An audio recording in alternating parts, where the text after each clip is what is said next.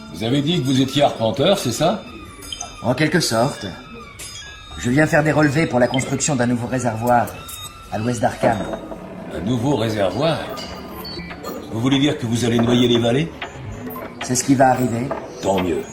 Surtout si vous recouvrez la lande foudroyée. Je ne sais pas si ce terrain est inclus. Il vaudrait mieux qu'il le soit, car le lieu est maudit. Encore une de vos légendes d'Arkham. Ce n'est pas une légende, jeune homme. C'est une histoire vraie, que peu de monde ose encore raconter. Si vous ne me croyez pas, demandez au vieil Amy Pierce. Il a bien connu les jours étranges. Pour cause, ça s'est passé pas loin de sa ferme. Bien sûr, Amy n'a plus toute sa tête depuis bien des années, mais c'est le seul qui soit resté là. Le seul qui ose parler des jours étranges. Les jours étranges. La lande foudroyée. C'est un peu mélodramatique, non? Les gens de Boston, vous croyez tout savoir, alors que vous ne savez rien. Quand vous verrez la lande foudroyée, vous comprendrez pourquoi les voyageurs s'en écartent et préfèrent faire un détour. Pourquoi la route qui passe devant a été abandonnée depuis 30 ans. Moi je vous dis, pensez bien à la recouvrir d'eau et qu'on n'en parle plus. Vous allez presque réussir à m'inquiéter. Ne riez pas, jeune homme.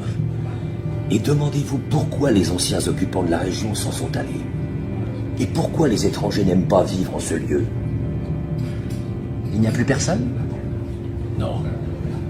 Des Canadiens français, des Italiens, des Polonais ont essayé de s'y installer, mais ils n'ont pas tardé à partir. Qu'est-ce qui les a chassés? Rien qu'ils aient pu voir, entendre ou toucher. C'est ce qu'ils ont pu imaginer. Le pays est funeste à l'imagination. Et il n'apporte jamais de rêves reposants. Je suis alors parti d'Arkham pour me diriger vers ces collines pleines de légendes, séparées par des vallées plantées de bois profonds dans lesquelles on se promène rarement. J'ai découvert des gorges, étroites et sombres, où les arbres s'inclinaient étrangement, où filtraient de minces ruisselets qui ne connaissaient pas la lumière du soleil. J'ai trouvé les traces d'une ancienne route parmi les herbes folles. Un trop grand silence régnait. Dans les espaces découverts, le long de cette ancienne route, se dressaient de petites fermes en ruine à flanc de collines. Le décor baignait dans une brume d'inquiétude accablante. On y décernait une note d'irréalité grotesque, comme si un élément essentiel de perspective ou de clair-obscur avait été faussé. Ce coin de Nouvelle-Angleterre ressemblait trop à une gravure sur bois illustrant un conte fantastique. Cependant, la lande foudroyée l'emportait en horreur sur tout le reste. Je l'ai reconnue au premier coup d'œil, au fond d'une large vallée, car nul autre nom n'aurait mieux convenu à cette localité, et nulle autre localité n'aurait mieux porté ce nom. Tout en la contemplant, je me suis dit qu'elle avait dû être ravagée par un incendie. J'éprouvais une étrange répugnance à m'en approcher. Je n'y discernais pas la moindre trace de végétation. Partout régnait une fine poussière grisâtre que nul vent ne semblait jamais soulever. Les arbres rabougris du voisinage dépérissaient. Plusieurs troncs morts, debout ou couchés, bordaient son périmètre. J'aperçus à ma droite les pierres et les briques écroulées d'une cheminée et d'une cave, ainsi que la noire ouverture béante d'un puits abandonné, dont les vapeurs stagnantes prenaient d'étranges teintes au soleil. Je ne m'étonnais plus des propos apeurés que murmuraient les habitants d'Arkham. En revenant sur mes pas pour reprendre la route principale qui mène à Arkham, je découvris enfin ce que je cherchais. La vieille demeure d'Amy Pierce, celui qui devait en savoir davantage sur cette région. Il y a quelqu'un?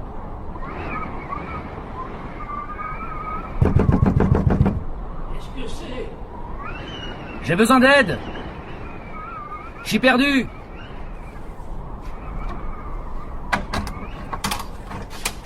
Devant moi, un vieil homme tenant les yeux constamment baissés. Vous êtes Amy Pierce? Ses vêtements en désordre et sa barbe blanche lui donnaient un aspect lugubre. Pourquoi? On m'a dit que vous pourriez m'aider. J'arpente la région pour faire des relevés topographiques. Vous savez qu'on va construire un nouveau réservoir par ici. C'est ce qu'on m'a dit. Ne vous en faites pas. Votre maison sera épargnée. Seul le fond des vallées sera touché. Je sais tout ça, monsieur.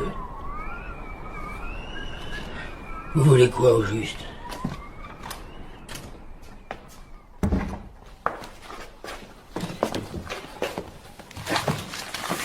J'ai besoin de donner un nom à divers éléments. Pourquoi faire? Puisque vous allez les recouvrir d'eau. Disons que ce sera plus facile pour mon rapport. Mais non, monsieur. Vaut mieux les oublier. Vaut mieux que tout ça soit sous l'eau. Après ce qui s'est passé pendant les jours étranges. Les jours étranges? Vous n'êtes pas le premier à en parler? Ah, ça... Je suis sans doute celui qui en sait le plus là-dessus. D'après Amy Pierce, tout avait commencé avec le météorite. Jusqu'alors, monsieur, ces bois n'étaient pas hantés. Et leur extraordinaire pénombre n'inspirait nul effroi avant la venue des jours étranges. Que s'est-il passé? Il y a eu ce nuage blanc en plein midi. Cette série d'explosions dans l'air. Cette colonne de fumée issue de la vallée au cœur des bois. Au coucher du soleil, toute la ville d'Arkham savait qu'un gros rocher était tombé du ciel pour s'enfoncer à côté du puits dans la cour de la ferme de Nahum Gardner. C'est la maison en ruine qui se trouve sur l'emplacement de la lande foudroyée? Eh oui, monsieur. À cette époque, c'était une coquette demeure, aux murs blanchis à la chaux, entourés de vergers et de jardins fertiles. Nahum s'est rendu à Arkham pour annoncer la nouvelle. Il m'en avait fait part en passant devant chez moi. J'avais 40 ans à cette époque. Avec ma femme, j'ai suivi le professeur de l'université de Miskatonic, qui le lendemain matin s'est empressé d'aller examiner l'étrange chose venue des espaces interplanétaires. Nahum Gardner nous attendait.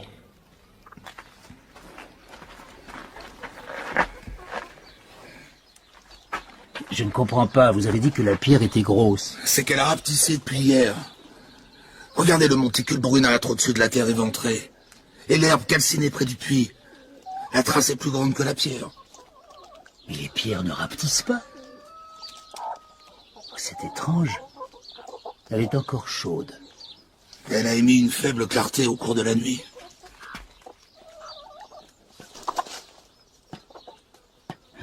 Étonnant. Elle est molle. Presque plastique. Impossible à ébrécher. Je vais devoir la creuser pour en retirer un fragment. Vous n'auriez pas un seau ou quelque chose comme ça? Bien sûr. Alors le professeur a emporté le fragment à l'université afin de le soumettre à divers tests. Il l'a placé dans un seau emprunté à la cuisine de Nahum. Car même ce petit fragment, il refusait de se refroidir. Et le lendemain, le professeur est revenu. Il était très agité en passant devant chez moi. Alors, cette pierre, elle a donné quelque chose? C'est le cas, en effet. J'ai fait de nombreux tests. Elle a résisté à toutes les épreuves. Aucune température, y compris celle du chalumeau oxydrique, n'a pu la volatiliser. Martelée sur une enclume, elle s'est révélée fort malléable et elle répandait une lueur très nette dans les ténèbres. Elle a refroidi. Elle est restée chaude longtemps avant de refroidir lentement.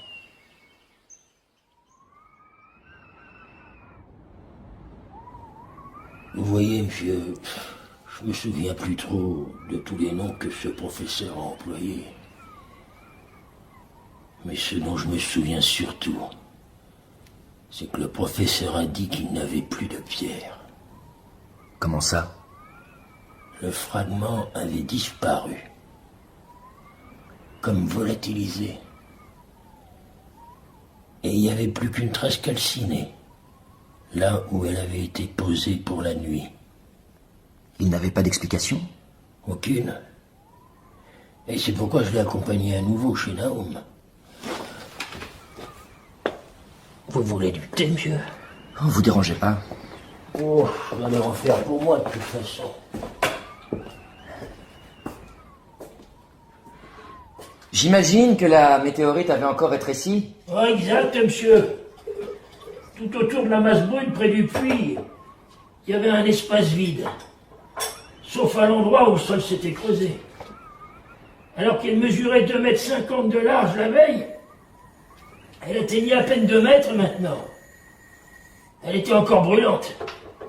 Et le professeur a étudié sa surface avec curiosité, tout en détachant un gros morceau, avec un ciseau à froid.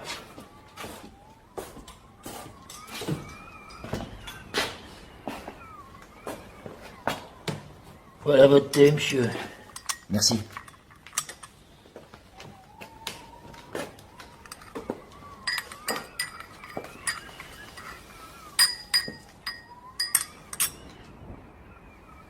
J'en étais où? Le professeur. Ah, c'est ça, monsieur. Le professeur a dit que la couleur était impossible à décrire. C'était comme une couleur venue d'ailleurs.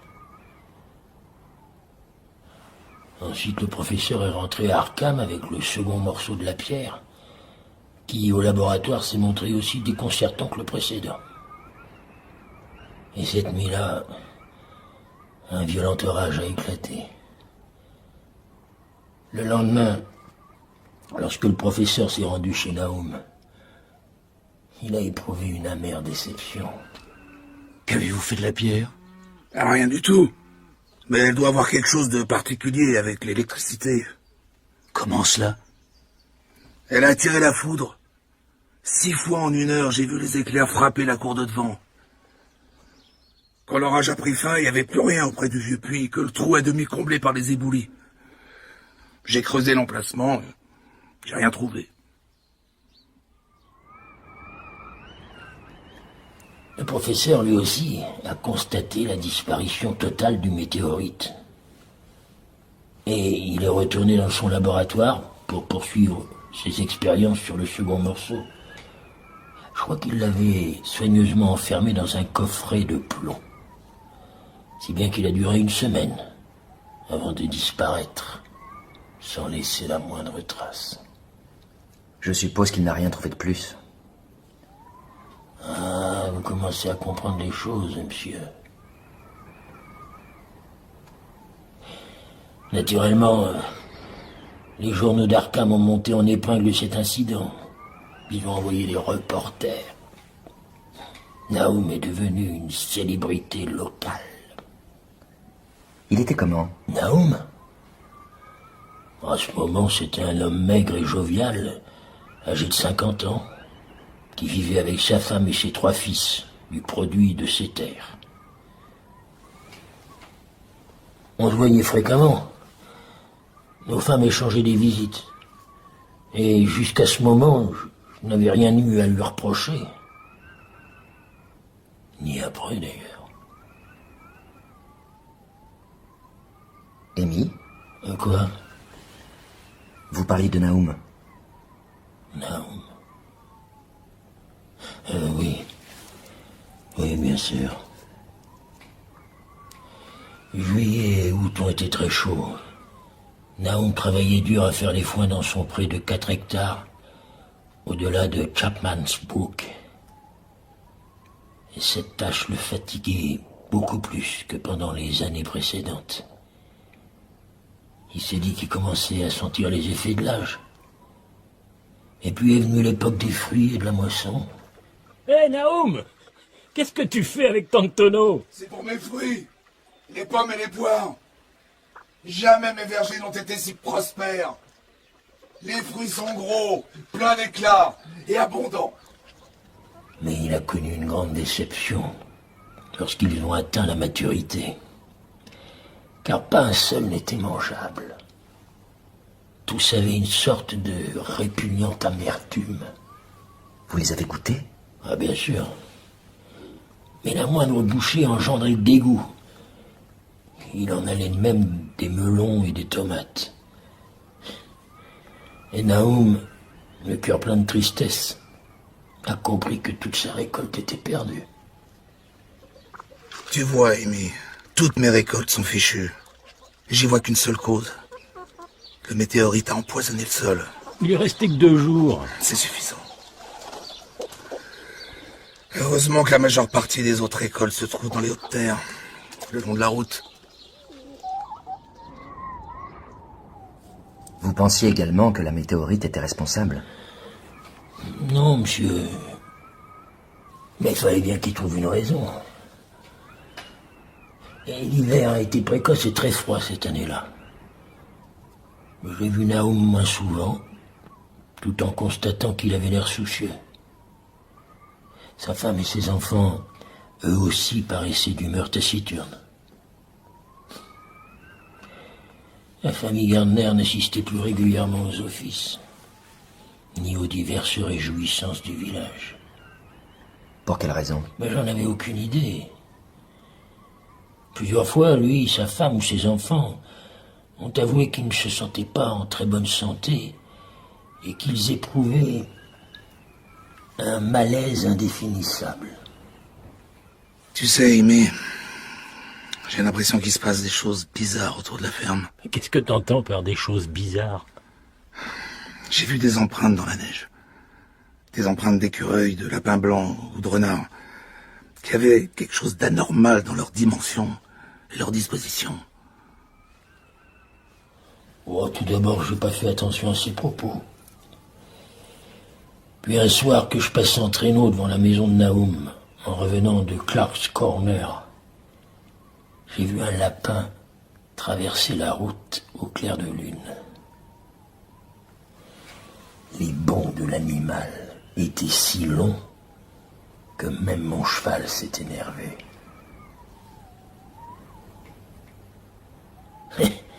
En fait, il se serait emballé si je l'avais pas retenu d'une main ferme. Alors par la suite, j'ai écouté les histoires de Nahum avec plus d'intérêt. Je me demandais pourquoi les chiens du fermier semblaient si déprimés tous les matins. Ils avaient presque perdu le courage d'aboyer. Une sorte d'apathie? Un peu comme Nahum et sa famille? En quelque sorte. Mais c'était maintenant un fait bien établi que les chevaux prenaient peur aux abords de la ferme de Nahum. Et qu'il y avait des choses bizarres. Les gens ont affirmé que la neige fondait autour de la ferme plus vite que partout ailleurs. Début mars, non loin de chez les Gardner, on a remarqué les choux qui émergeaient de la boue. Ils étaient énormes. Et il était impossible d'en définir la couleur. Au cours de l'après-midi, plusieurs personnes sont allées voir cette végétation anormale. Alors on a reparlé des fruits gâtés de l'automne précédent. Et le bruit s'est répandu que les champs de Nahum étaient empoisonnés. Bien entendu, le météorite en était cause. Se rappelant que le professeur de l'université avait trouvé la pierre fort étrange, quelques fermiers sont allés lui exposer la situation. Il est revenu voir? Eh oui, monsieur. Mais il s'est montré très modéré dans ses conclusions. Il est vrai que les plantes incriminées sont fort bizarres. Peut-être un élément minéral du météorite a-t-il pénétré dans le sol? Les pluies ne tarderont pas à l'entraîner. Et les empreintes de pas? Et les chevaux effrayés? De la superstition que les paysans de la région ont colportée. Il ne croyait en rien? Non, monsieur. En conséquence, pendant toute la durée des jours étranges, ce professeur dédaigneux s'est tenu à l'écart de nous autres, les ignorants. Et pourtant, les étrangetés ont continué. Les arbres ont bourgeonné prématurément autour de la ferme des Gardner. La nuit, ils oscillaient d'une façon inquiétante au souffle du vent. Tadeusz, le second fils de Naoum, âgé de 15 ans, a juré plusieurs fois qu'ils oscillaient également quand aucune brise ne soufflait. Mais on refusait de le croire. Et bientôt on a commencé à murmurer que les Gardner étaient un peu détraqués. En avril, on a commencé à ne plus emprunter la route qui passait devant la ferme et qui devait être complètement abandonnée par la suite. Et moi, j'y allais encore. C'était la végétation qui épouvantait. Tous les arbres du verger s'étaient couverts de fleurs aux teintes bizarres, comme les variantes d'une couleur morbide. Du rouge? Du gris? Du vert? Hélas, monsieur, aucune idée. Aujourd'hui encore, je suis incapable de dire vers quoi elles s'apparentaient parmi les couleurs connues. Elles nous étaient pourtant familières à Naoum et à moi, car elles nous rappelaient le météorite. Naoum a labouré et ensemencé le pré de 4 hectares, ainsi que les champs à fond de colline. Mais il n'a plus touché au terrain autour de la maison. Et il savait que ce serait inutile.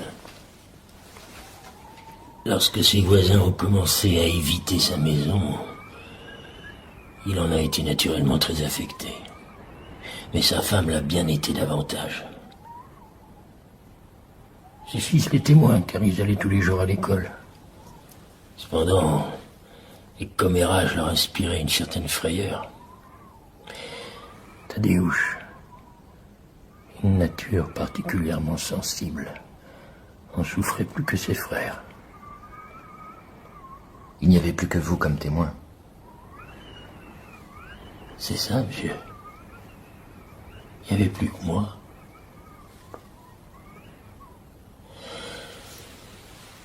Et en mai, sont arrivés les insectes. La ferme de Naoum est devenue un cauchemar. Plein de créatures rampantes et bourdonnantes. La plupart d'entre elles avaient un aspect et des mouvements légèrement anormaux. Leurs mœurs nocturnes contredisaient tout ce que l'on savait à leur sujet. Les Gardner ont pris l'habitude de veiller, guettant je ne sais quoi pendant des nuits entières. Et à cette époque, ils ont tous reconnu que Tadeusz avait dit vrai au sujet des arbres. Madame Gardner a été la première après son fils à observer le phénomène par sa fenêtre, tandis qu'elle contemplait les rameaux d'un érable qui se détachaient sur le ciel. Ils bougeaient, à n'en pas douter, alors qu'il n'y avait pas un souffle de vent. Donc, tout ce qui poussait ou vivait près de la ferme présentait un élément bizarre. C'est bien cela, monsieur. À cette époque, j'ignorais encore ce qui se passait vraiment avec la végétation. Mais c'était loin d'être fini. Jusqu'alors, les prés semblaient intacts. Les vaches paissaient librement à proximité de la maison. Vers la fin du mois de mai, le lait a commencé à se gâter. Alors Naoum a envoyé ses vaches sur les hautes terres. Et tout est rentré dans l'ordre. Et peu après, un changement très net s'est manifesté dans l'herbe et dans les feuilles. La verdure devenait grise et singulièrement cassante autour de la ferme. Et quand l'école a fermé ses portes, les Gardner se sont trouvés pratiquement retranchés du monde. Ils ont dû parfois me confier le soin de faire leurs courses à la ville. Vous étiez inquiet? Ah, ça pour sûr. La famille entière semblait victime d'une étrange dégénérescence physique et mentale. Aussi personne n'a été surpris d'apprendre que Madame Gardner était devenue folle. Folle? vraiment folle? Oui, monsieur. Ça s'est produit en juin, environ 1 an après la chute du météore. Comment va ta femme, Naoum? C'est pas mieux qu'avant. Elle se met à crier qu'elle voit dans l'air des choses impossibles à décrire. Dans son délire, elle n'emploie que des mots inquiétants. Pour elle, des choses bougent, volent, se transforment. Quelque chose lui est enlevé, on lui a arraché quelque chose. Quelque chose s'attache à elle, rien n'est immobile dans la nuit. Les murs et les fenêtres se déplacent. Elle a vu le médecin? Non. Tu penses pas qu'il faudrait l'emmener à l'asile? Non. Je vais la laisser comme ça dans la maison. Tant qu'elle est inoffensive pour elle-même et pour les autres.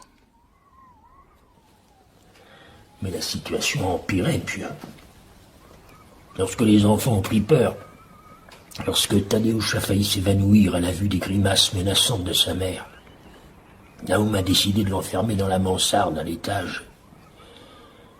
En juillet, elle a cessé de parler, et elle se traînait à 4 pattes. Tu sais quoi, Amy? Je crois qu'elle luit légèrement dans le noir. Tout comme la végétation environnante. Naoum aussi devenait fou? Non, il donnait juste l'impression d'être troublé. Amy, je dois t'emprunter ton cheval pour les foins. T'as pas assez des tiens? Ils se sont enfuis il y a plusieurs jours. On te les a volés? Non. Enfuis, je te dis. Au milieu de la nuit, ils se sont réveillés. Et ils se sont mis à hennir et à ruer. Il n'y avait rien pour les calmer. Quand j'ai ouvert la porte, ils sont sauvés. On les a retrouvés? Oui, au bout d'une semaine. Mais on s'est aperçu qu'ils étaient devenus indomptables. On a dû les abattre. Alors je lui ai passé mon cheval. Et tout ce que je sais, c'est qu'il refusait d'approcher de la grange. Il faisait des écarts, il hennissait, il restait sur place. Ils ont dû le laisser dans la cour et décharger à la fourche. Pendant tout ce temps, la végétation devenait de plus en plus grise et cassante. Même les fleurs aux teintes si bizarres tournaient au gris, ainsi que les fruits ratatinés et insipides. Tous gris et affreusement déformés. Et c'est aussi à ce moment que les insectes monstrueux sont morts, y compris les abeilles qui avaient quitté leur ruche pour gagner les bois. Les autorités n'ont pas été prévenues? Naoum n'en parlait à personne, il ne voulait pas que je le fasse. Il attendait que ça se passe. Mais rien n'est passé. Non, monsieur, rien n'est passé. Au contraire.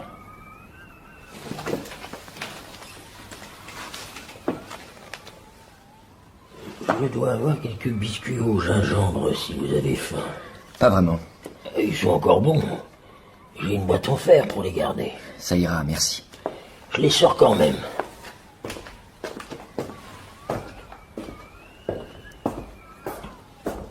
Et en septembre, la végétation s'est émiettée rapidement en poudre grisâtre. Naoum a craint alors que ces arbres meurent avant que le sol ne soit débarrassé du poison. Y a quelqu'un? Par là. Je suis passé dans le coin. T'es bien le seul. Je voulais donner de l'eau à mon cheval, mais j'ai vu ton puits, l'eau n'est plus bonne. Hein. Elle a un mauvais goût. On a pris l'habitude. Tu devrais quand même en creuser un autre, un peu plus loin, en attendant que le sol soit purifié. Ouais, on va y penser. Bien sûr, Naoum n'a tenu aucun compte de ce conseil. Il était devenu indifférent aux choses étranges et déplaisantes. Lui et ses fils continuaient à boire l'eau souillée, avec la même apathie machinale qu'ils apportaient à manger leurs maigres repas mal préparés, ou à faire leurs travaux ingrats et monotones. Comme s'ils s'étaient résignés? Oui. comme s'ils avançaient déjà vers une mort certaine et déjà familière. Sa femme était maintenant sujette à des accès de hurlements si horribles que lui et ses fils subissaient une tension nerveuse constante.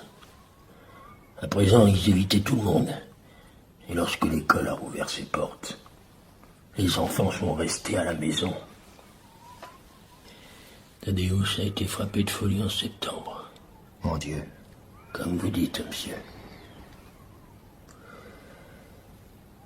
Après être allé au puits pour y remplir un seau, il en est revenu les mains vides, criant, gesticulant, secoué parfois par un rire dément, parlant à voix basse des couleurs qui bougeaient dans l'eau. 2 fous, dans la même famille. Mais Nahum s'est montré très courageux. Il a laissé le gamin en liberté pendant une semaine, jusqu'à ce qu'il commence à trébucher et à se blesser en se cognant. Alors il l'a enfermé dans une autre pièce de la mansarde en face de la chambre de sa mère. Les hurlements qu'ils échangeaient à travers leurs portes terrifiaient particulièrement le petit Merwin. Il s'imaginait qu'ils conversaient dans un langage effroyable qui n'était pas de ce monde. Et presque en même temps, les animaux de la ferme ont péri les uns après les autres. Poules et coqs sont devenus grisâtres et sont morts rapidement. Leur chair desséchée était infecte. Les porcs ont grossi démesurément, puis ont commencé soudain à subir des transformations répugnantes avant de mourir. Ensuite, les vaches ont succombé à ce mal mystérieux, et aucun vétérinaire rural ne voulait s'approcher de la ferme. Quant à celui d'Arkham, il était manifestement déconcerté. Nahum avait tout perdu. En effet, monsieur. Quand est arrivée l'époque de la moisson, il ne restait pas un seul animal chez les Gardner. La volaille et le bétail étaient morts. Et les 3 chiens avaient fui pour ne plus jamais reparaître.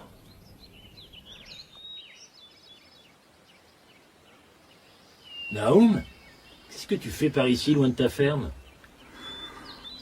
Terrible nouvelle. Tu me fais peur. Thaddeus. Il est mort. Seigneur. Mort de quoi? Je l'ignore. J'ai pas cherché à savoir. J'ai préféré creuser une fosse pour l'ensevelir au plus vite.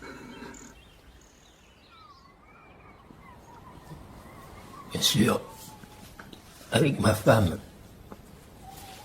nous l'avons consolé autant que possible. Mais nous étions inquiets pour eux et pour nous aussi. Je l'ai raccompagné chez lui avec beaucoup de répugnance. Et j'ai fait ce que j'ai pu pour apaiser les sanglots convulsifs du petit Merwin. Jonas, lui, n'avait pas besoin d'être calmé.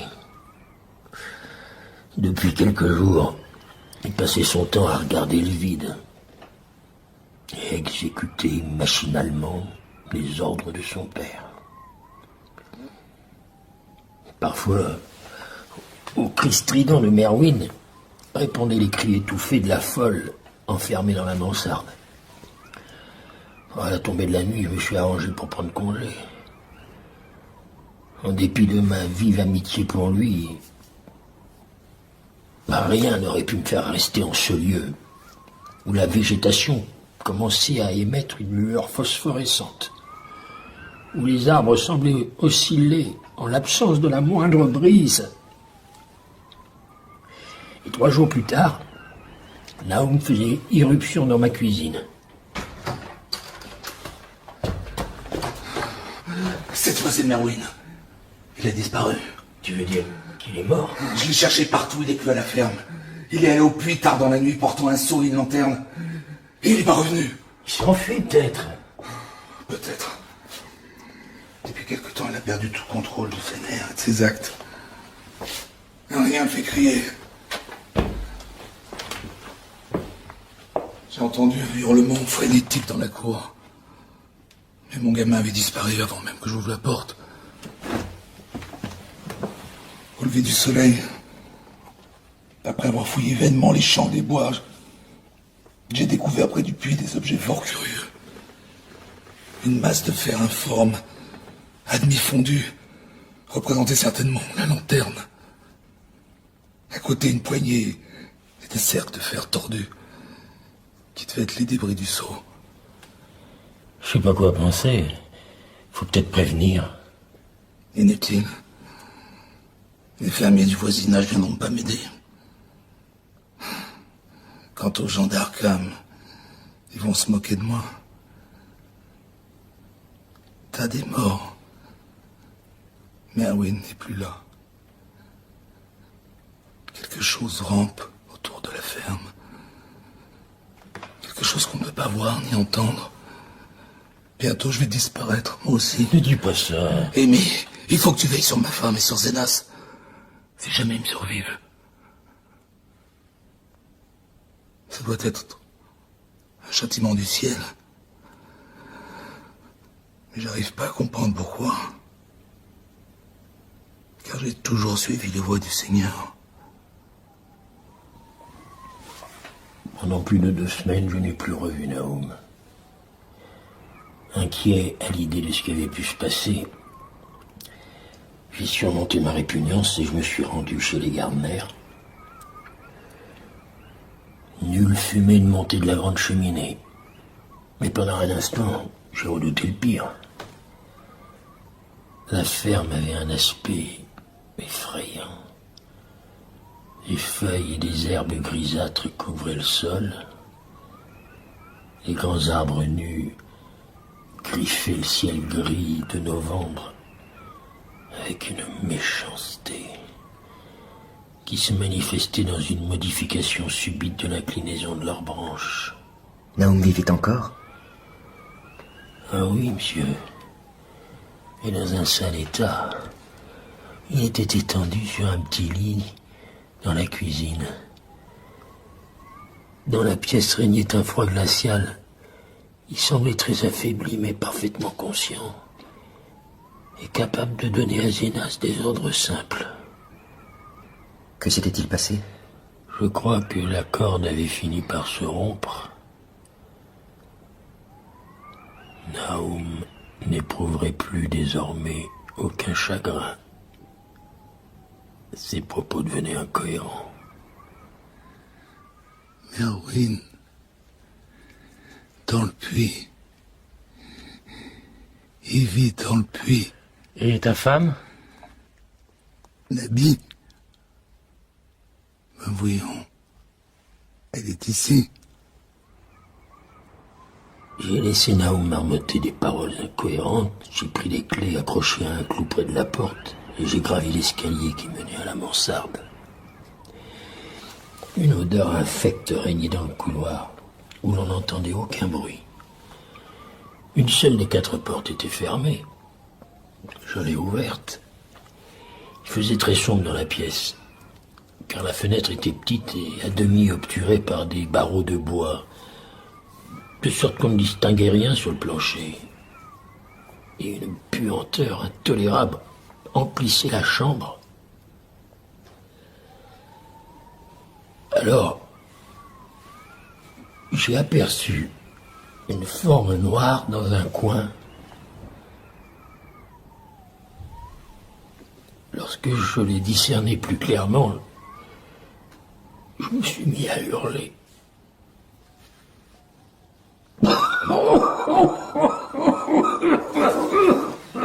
Vous allez bien? Amy? Oui.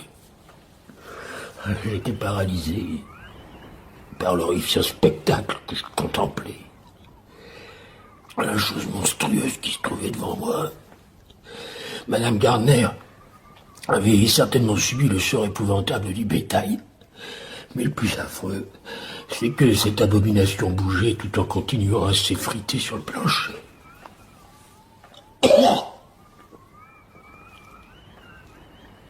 Amy, Que s'est-il passé ensuite? Ensuite?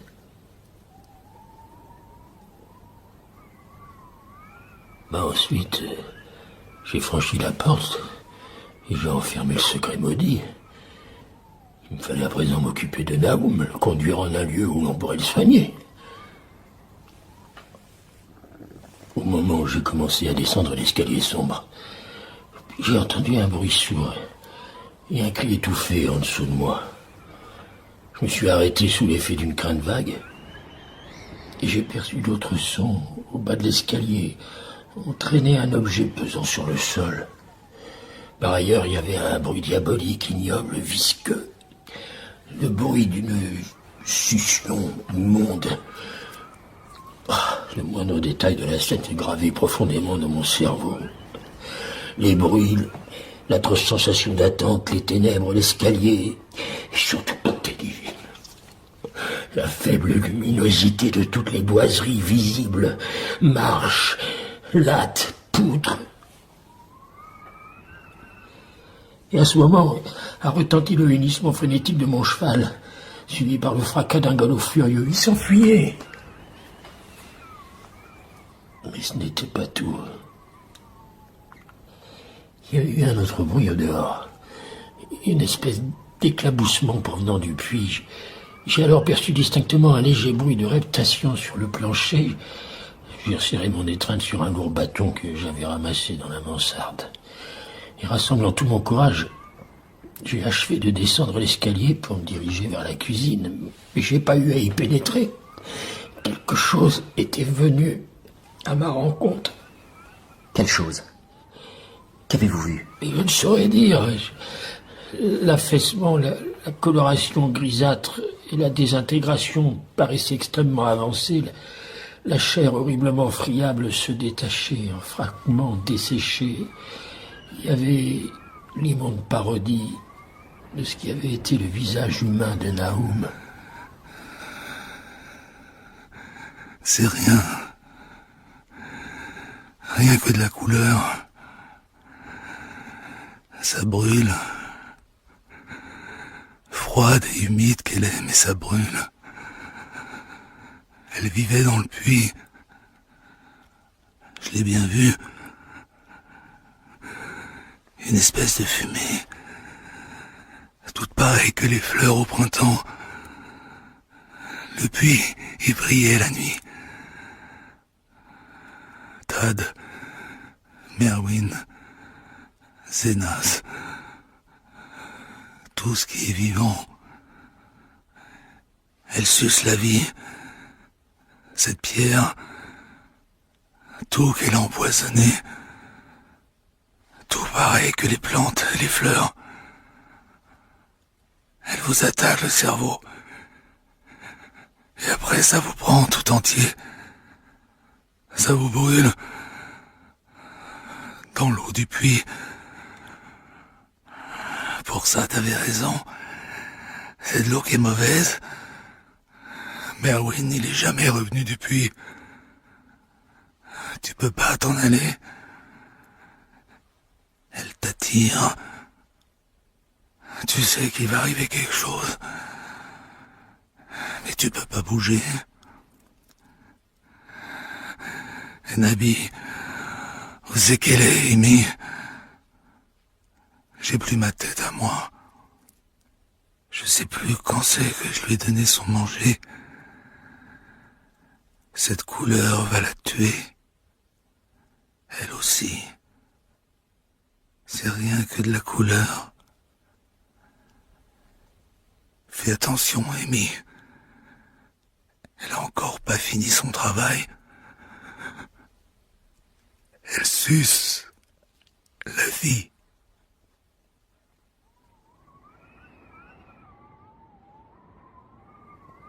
C'était fini. La chose qui venait de parler n'a plus rien dit d'autre, car elle s'est complètement affaissée. J'ai jeté une nappe à carreaux rouges sur les débris informes et je suis sorti en chancelant. Zénas n'était plus là. J'ai alors jeté un dernier coup d'œil au puits et je me suis immédiatement mis en route pour Arkham. J'ai informé les autorités que la famille Gardner n'existait plus. Oh, je me suis contenté de déclarer que Naoum et Nabi avaient succombé, semblait-il, au même mal inconnu qui avait tué le bétail et Tadeusz. Et j'ai ajouté que Merwin et Zenas avaient disparu sans laisser de traces. On vous a interrogé? Oui. Un interrogatoire interminable au commissariat de police. On m'a contraint de conduire 2 inspecteurs et un médecin légiste à la ferme de Naoum. Je peux vous dire, monsieur, que quand nous sommes arrivés, ces gens, malgré leur habitude des spectacles macabres, ils ont été tous bouleversés par ce qu'ils ont trouvé dans la mansarde et sous la nappe à carreaux rouges. Les 2 tas de chair qui tombaient en poussière dépassaient pour eux les limites de l'horreur. En 30 ans de métier, j'ai jamais vu de corps dans un tel état. Je vais faire des prélèvements pour le laboratoire. On a 2 corps dans la maison, un 3e enterré. Où sont les 2 derniers? Je l'ignore, inspecteur. On va devoir chercher. Je ne sais pas pourquoi. J'ai évoqué le puits. L'un des policiers semblait intéressé. Qu'est-ce qu'il a, ce puits? C'est pas impossible qu'on y trouve les corps de Merwin et de Zenas. C'est ce qu'on va voir. Vous allez faire quoi? On va le vider. C'est ce qu'ils firent? Bah oui, monsieur. Ils se sont mis à hisser des seaux d'eau nauséabondes qu'ils ont répandus sur le sol en reniflant d'un air dégoûté.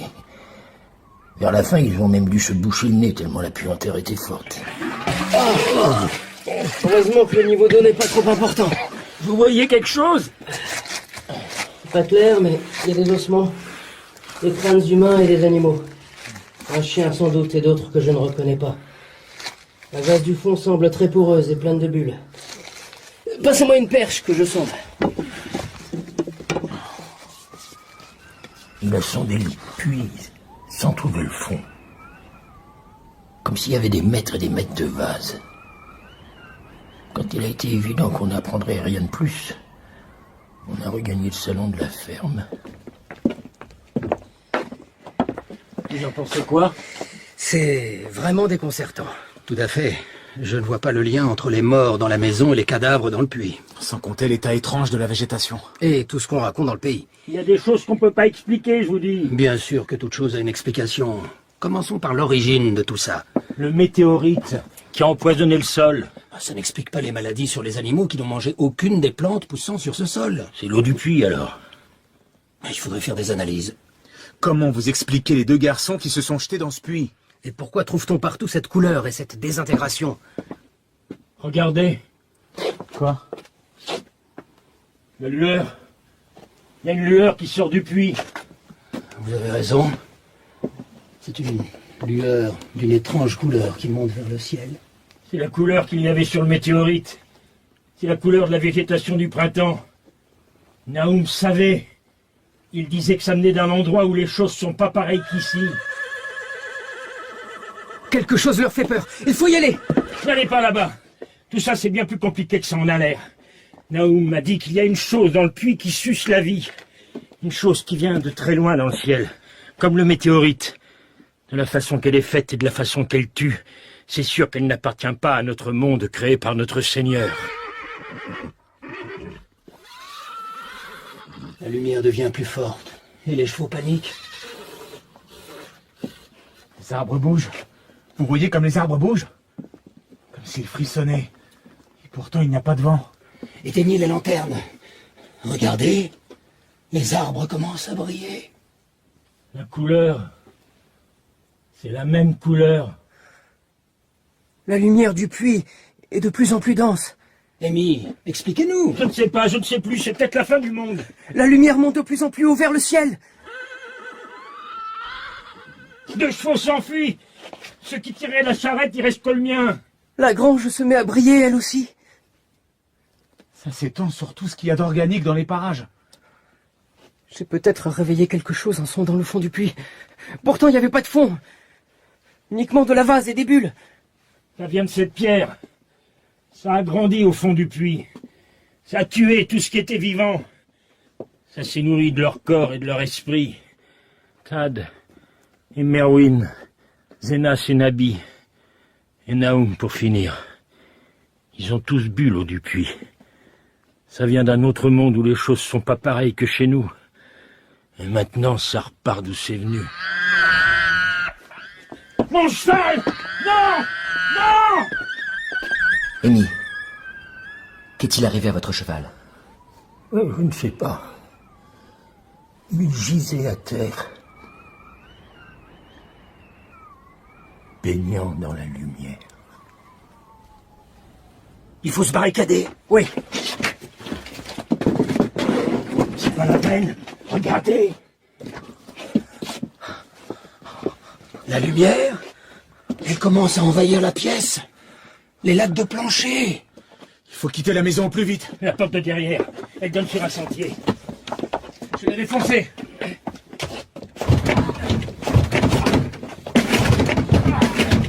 Vite! Courez! Fuyez! Alors on s'est mis à courir comme dans un rêve, sans oser regarder. Quand on s'est enfin retourné vers la vallée, on a vu un spectacle terrifiant. La ferme tout entière baignée dans cette hideuse couleur indéfinissable, amorphe. Ce mystérieux arc-en-ciel empoisonné, issu du puits, bouillonnant, clapotant, scintillant, s'étendant sans cesse. Puis brusquement, cette abomination s'est élevée tout droit vers le ciel, comme une fusée ou un météore, sans laisser la moindre trace derrière elle. Et elle a disparu par un trou rond étrangement régulier à travers les nuages, avant qu'un seul d'entre nous n'ait pu pousser un cri. J'ai regardé d'un air hébété la constellation du Cygne, où la couleur inconnue venait de se fondre dans la Voie lactée, lorsqu'un craquement soudain a attiré de nouveau mon attention sur la vallée. La ferme a comme implosé sur elle-même. Il ne restait plus qu'un amas de ténèbres. Peu après, nous étions assaillis par un vent violent qui semblait se déverser du haut des espaces interplanétaires en sombres rafales. Faut pas rester là. Il n'y a plus rien à faire. Plus rien à voir. Trop épouvanté pour hasarder la moindre théorie, on s'est dirigé vers Arkham, en suivant la route du Nord. Je vous en prie. Accompagnez-moi jusqu'à ma ferme. Je suis incapable de rentrer seul.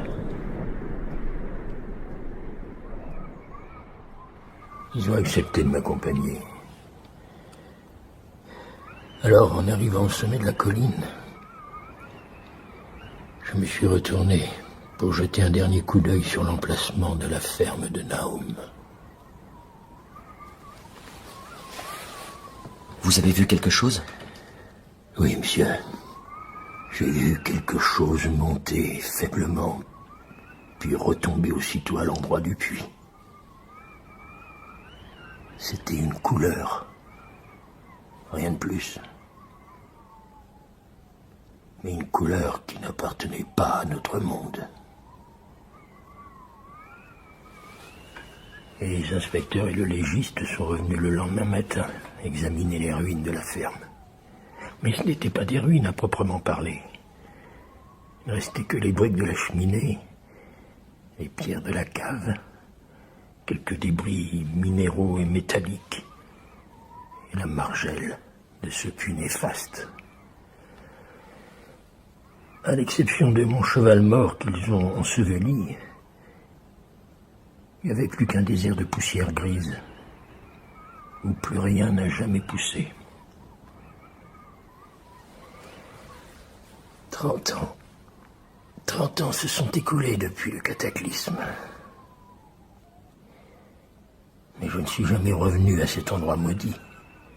Et je peux vous dire, monsieur, que je me réjouis de le voir disparaître sous les eaux du nouveau réservoir.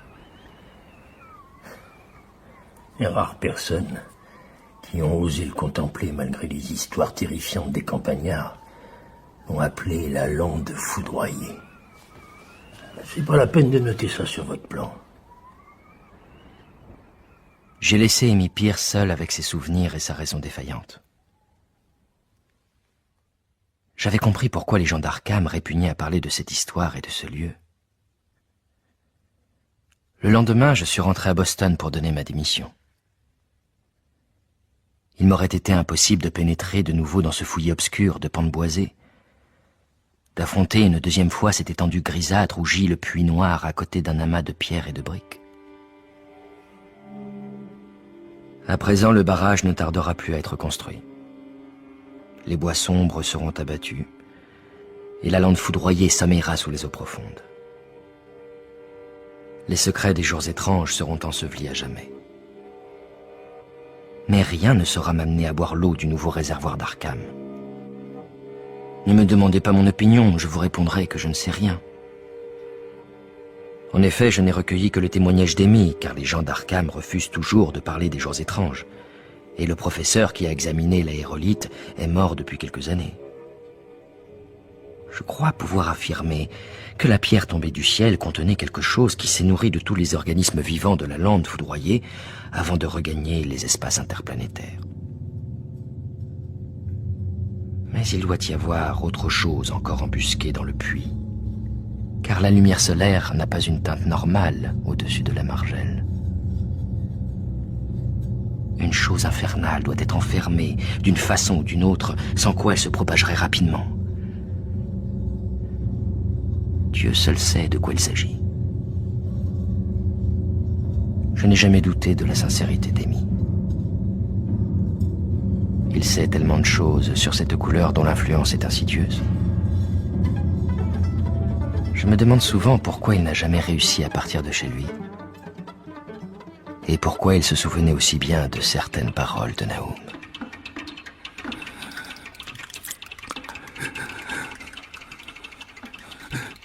Tu peux pas t'en aller. Elle t'attire. Tu sais qu'il va arriver quelque chose